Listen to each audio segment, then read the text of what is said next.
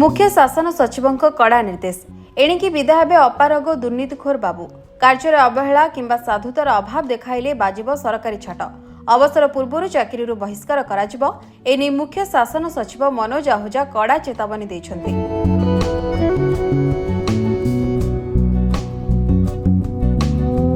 साधारण प्रशासन और साधारण अभियोग विभाग पक्षरु एक सर्कुलर जारी करा कार्यकारी करने मुख्य शासन सचिव समस्त विभाग को निर्देश दैछन्ति।